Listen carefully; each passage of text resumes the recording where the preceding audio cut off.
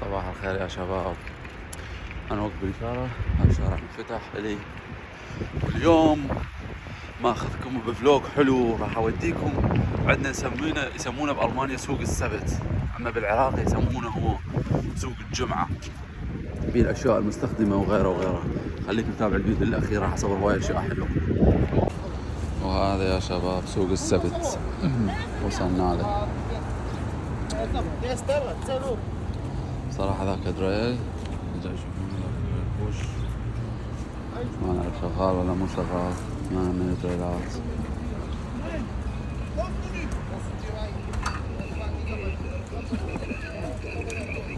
هاي شاحنات وشغلات، تبوني انتم هاي الشواحن والنواعم كل المستعملات. وهذا يبيع لابتوبات، هذا الزوز وذاك ابل لابتوب ونقالات همية.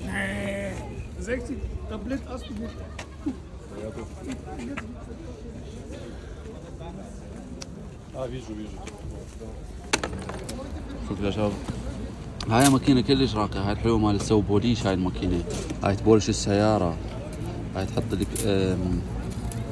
تحط الكريم على السيارة وتبولشها. وظل هاي تفتر الواحدة ترجع تبولش السيارة، تسوي السيارة بيها لمعة ماكو هيجي.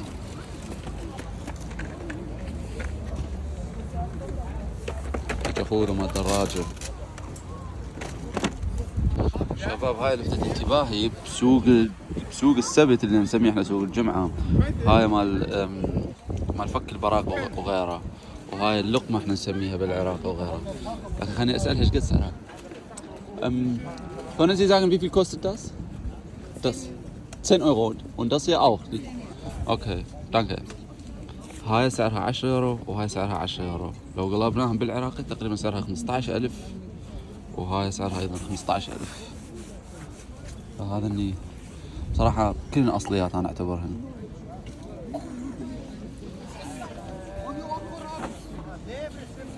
وهذا بصراحة الساعة مثل ساعة ابل ووتش، بس الظاهر عليها ساعة صينية.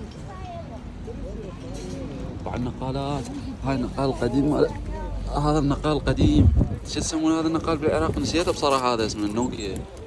واو. الايفونات همين. وشوف هذا المقطع للشي يسمونه للكشاخة، جماعة البالات اللي يدورون بالات سوق الجمعة. تباع البالات، تباع الأحذية. صراحة هذا الحذاء مستخدم اديداس، بس بصراحة اصلي هذا الحذاء. خلنا نشوف لكم الماركة مالته. هذا اصلي الحذاء بس مستعمل. شوفوا حتى انا بيه. ذاك الحذاء حلو نظيف، وهذا البصاقة حلو نظيف. هذا الأحذية. وهاي هنا باع النواعم، هاي كل هنا نواعم، وماعين وكاسيتات وهاي اشياء.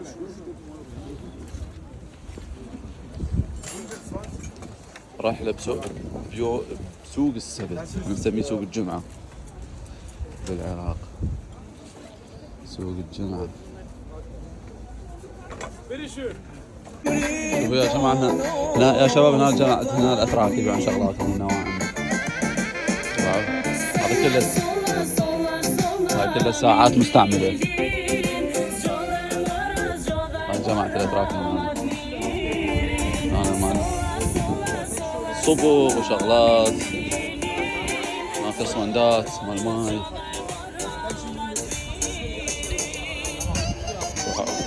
جماعة الأتراك هلا هلا هلا هلا هلا جماعة الأتراك، العب ولد. ايوه ايوه ايوه. روح شوف. عاشا. الكشاخة باع هنا. هاي همين أحذية. بصراحة الأحذية راقية، فالأحذية كلش حلوة بصراحة. رهيبة هاي الأحذية. الأحذية تقريبا كلها ماركة. هذا ميدي اندونيسيا وفيتنام. شركة اديداس تصنعهم هاي الأحذية. خليه اسال بيش اسم الله الحذاء الواحد. مثلا هذا بصراحه هذا مال رياضه، مال ركض، شيء رهيب هذا الحذاء. شو اللي يقوم؟ هذا لو يحكي روماني لو ما اعرف ايش. Qual è il costo tas? 5 euro. Šuve samo probije, inače noj šuve. 20 euro سعره هذا. Ja čuvam torbe ovdje, bolje je svježe od te 200 puta. 20 يورو تقريبا يصير 25,000 بالعراق او 28,000 30,000 تقريبا. čuvaj tu majku, aj čuvaj. وهيك يصير يا شباب سوق الجمعة مالتهم هنا اللي هم يسمونه سوق السبت، لأن الجمعة يوم رسمي دوام رسمي. فهيك يصير.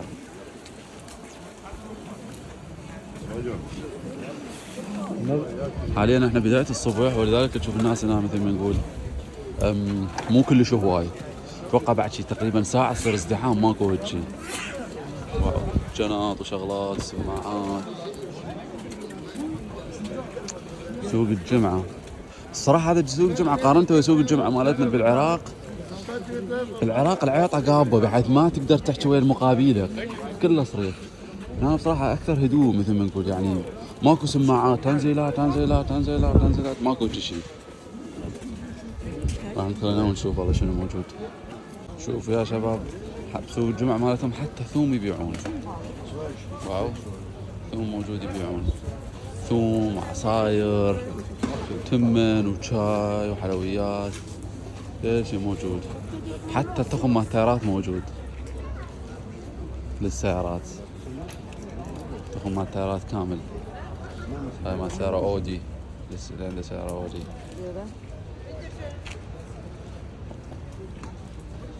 والاسعار رخيصة، ماكو هيجي، اسعار حيل رخيصة.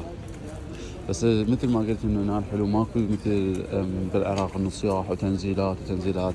فبعد ما استفسرت بصراحة انه طلع انه ممنوع يحطون سماعات والصيح تعال تنزيلات تنزيلات، ممنوع. قانون الالماني يمنع هذا الشيء، فما حد يحط سماعات، يعرضون بضاعتهم ويقعدون والناس تجي تشوفهم. غير هنا واعم.